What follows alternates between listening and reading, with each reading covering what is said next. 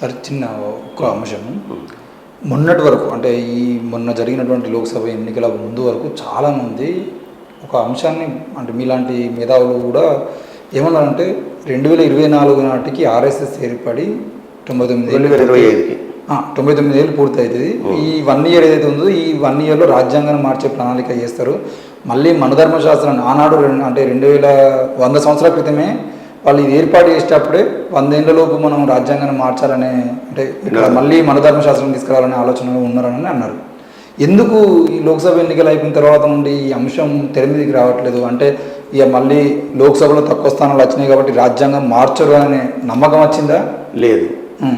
ఈ రాజ్యాంగాన్ని మార్చే ప్రమాదం ఎప్పటికీ ఉన్నది ఈ దేశంలో.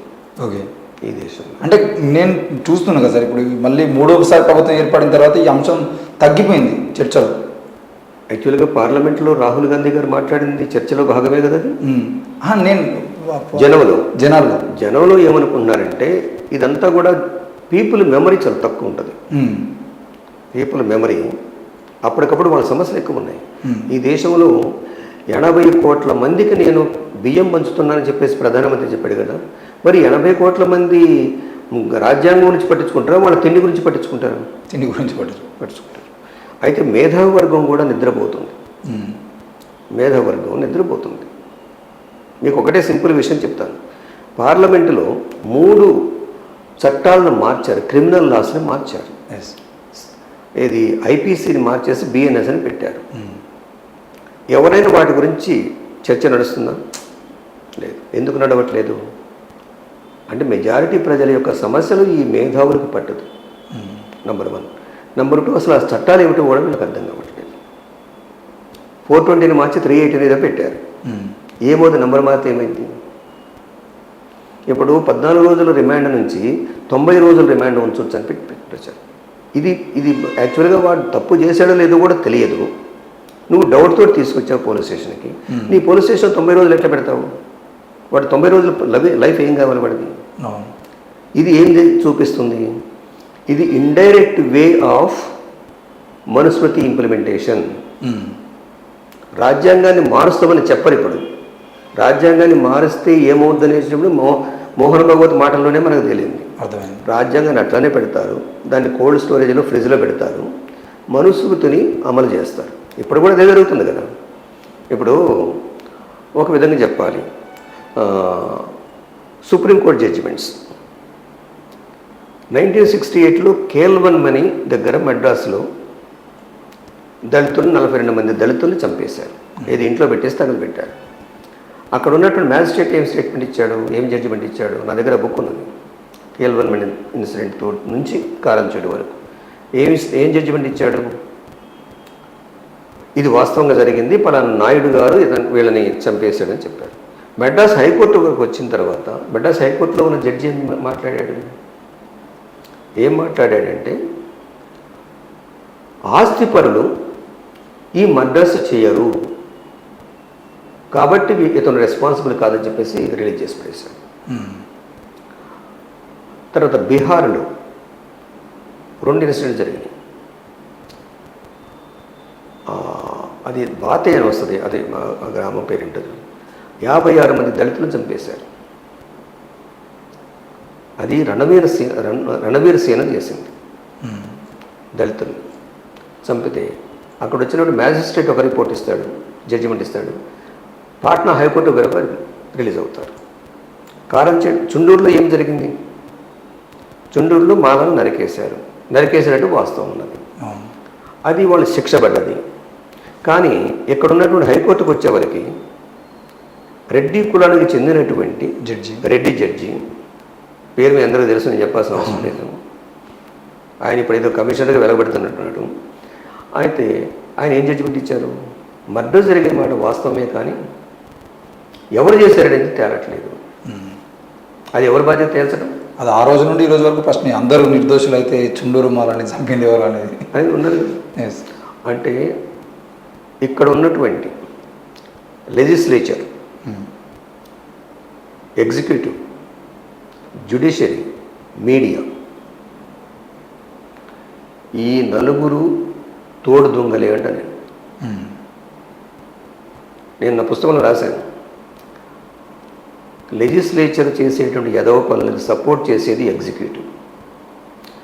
లెజిస్లేచరు ఎగ్జిక్యూటివ్ కలిసి చేసే ఎదవ పనులన్నింటినీ కరెక్టే శంఖంలో పోసి తీర్థం తీసేది జ్యుడిషియరీ.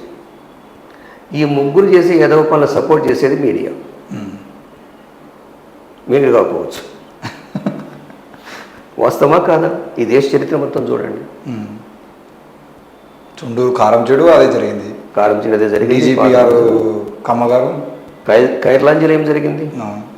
తల్లిని రేప్ చేయమని చెప్పి చెల్లిని రేప్ చేయమని చెప్పేసేసి బ్రదర్ని ఫోర్స్ చేస్తారు, కొడుకుని ఫోర్స్ చేస్తారు. ఏం జరిగింది జడ్జిమెంట్?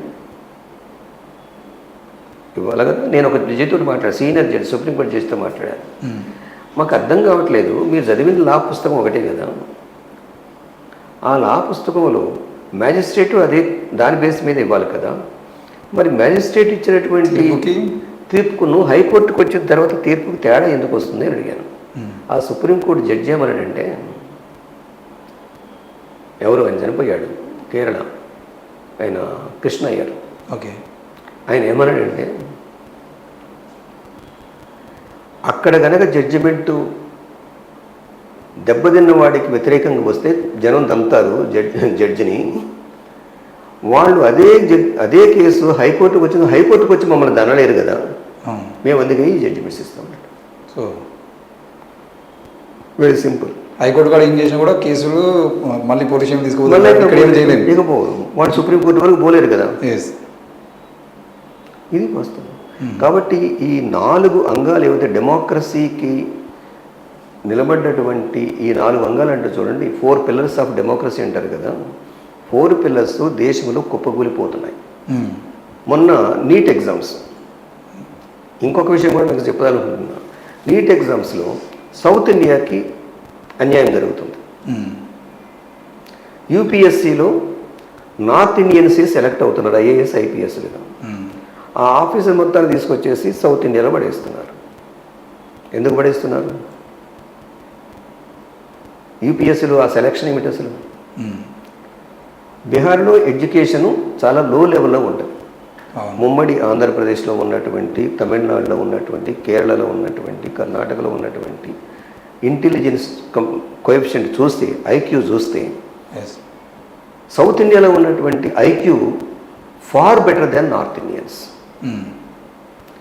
మరి ఎక్కువగా ఐపీఎస్ ఆఫీసర్లు, ఐఏఎస్ ఆఫీసర్లు నార్త్ ఇండియన్స్ ఎట్లా సెలెక్ట్ అవుతున్నారు? బీహార్ వాళ్ళు what is the reason? What is the reason? అంటే అక్కడ కూడా సౌత్ ఇండియాకి అన్యాయం చేస్తున్నారా లేదా? యూపీఎస్లో అన్యాయం చేస్తున్నారు, నీట్లో అన్యాయం చేశారు సౌత్ ఇండియాలో.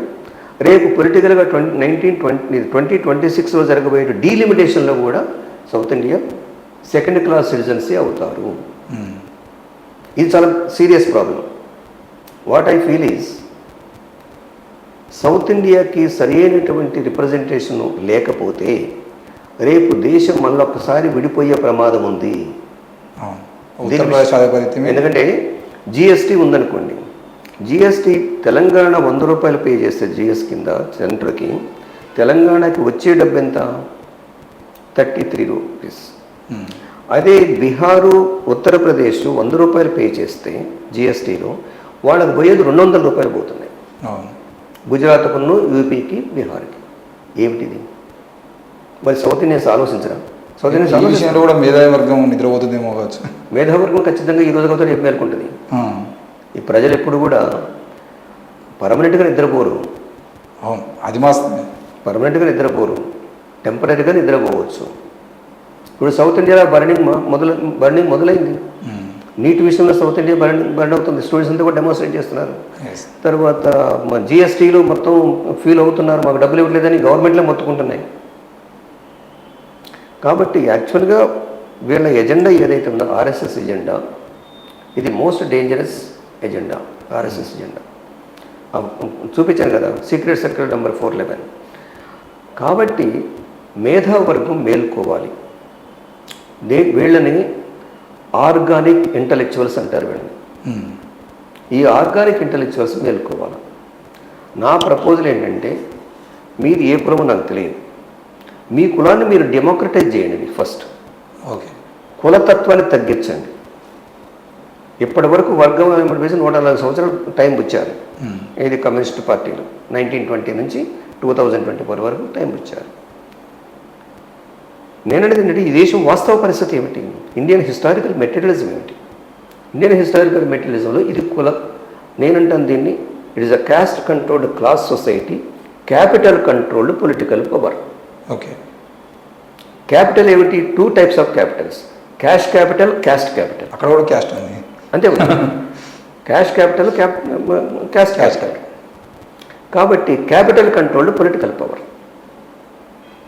ఫస్ట్ పార్లమెంటులో 3% ఉన్నటువంటి బ్రాహ్మణ్స్ 56% ఎంపీస్ ఉన్నారు ఫస్ట్ పార్లమెంట్. ఇప్పటికీ ప్రెసిడెంట్ ఆఫీసులో, ప్రెసిడెంట్ ఆఫ్ ఇండియా ఆఫీసులో, ప్రైమ్ మినిస్టర్ ఆఫ్ ఇండియా ఆఫీసులో మెజారిటీ ఎవరంటే 80 to 85% Brahmins are equal to Brahmins ఉన్నారు. ఈ దేశానికి న్యాయం ఎక్కడ జరుగుతుందండి? ఈ దళితులకి, తర్వాత ఈ బీసీలకి, ఎస్సీలకి, ఎస్టీలకి ఎట్లా జరుగుతుంది న్యాయం? అందుకనే మేము రిజర్వేషను నీకు ఈడబ్ల్యూఎస్ కావాల్సి వస్తేనేమో 50% మించిపోయింది. అప్పటి వరకు సుప్రీంకోర్టు ఏం చెప్పింది? 49.9% కన్నా పెరగొద్దు అన్నారు. మరి 10% ఎట్లా పెంచారు? సుప్రీంకోర్టు ఎందుకు అడ్డుపడలేదు ఈడబ్ల్యూఎస్కి? ఇది కుట్ర కాదా? అవును. పార్లమెంట్ ఎవడన్నా మాట్లాడా దీనికి వ్యతిరేకంగా? మాట్లాడలేదు. బీసీ రిజర్వేషన్ పెంచాలన్నప్పుడు మాత్రమే సుప్రీంకోర్టు రూల్స్ అదే. తమిళనాడు ఎప్పుడో డబ్ల్యూఎస్ కాబట్టి తమిళనాడు ఎప్పుడో తీసుకునేసింది దాన్ని 68% పెంచుకున్నారు. ఇప్పుడు విషయం ఏంటంటే కులగణన చేయమని ఇప్పుడు డిమాండ్ జరుగుతుంది. కులగణన ఎందుకు చేయమంటున్నారు? 55% ఉన్నటువంటి బీసీలకి నువ్వు ఇచ్చే శాతం ఎంత రిజర్వేషన్స్? 27%.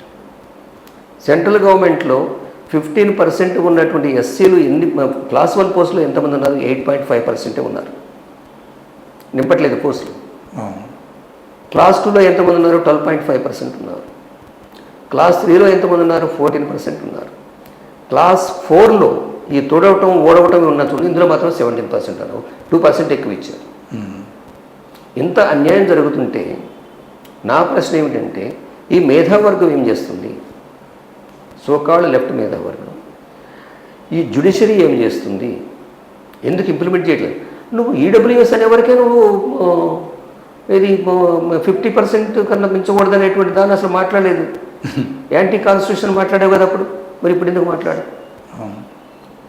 కాబట్టి తెలుగులో ఒక సామెత ఉంది, నీ వాడు కనుకుంటే నువ్వు ఎక్కడ కూర్చున్నా కూడా నీ ముక్కలు అందుతాయి అని. వడ్డించేవాడు మనోడైతే. అవునా? This what it is. కాబట్టి భారతదేశం ఇప్పటికీ క్రైసిస్లోనే ఉంది.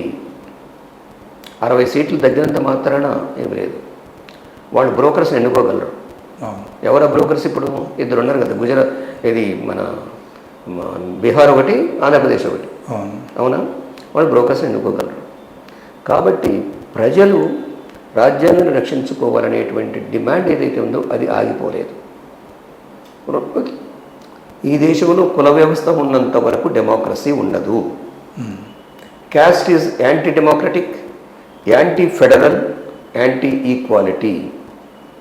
Unless you reduce the casteism, if not annihilation of caste, you reduce the casteism, democracy is ఇది దాన్ని ఏమంటారు,